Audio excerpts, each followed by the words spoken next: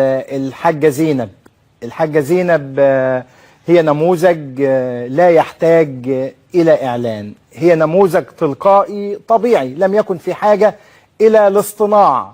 يعني لما يكون عندك هذا النموذج الطبيعي التلقائي لا تحتاج إنك تخدم عليه لا بمشهد في مسلسل ولا بإعلان ولا بمشهد حتى اصطناعي بهذا الشكل، اللي أثار جدلا شديدا وأدى كمان إلى تعليقات سيئة تعكر صفو المشهد التلقائي الطبيعي اللي أثر في نفوسنا جميعا.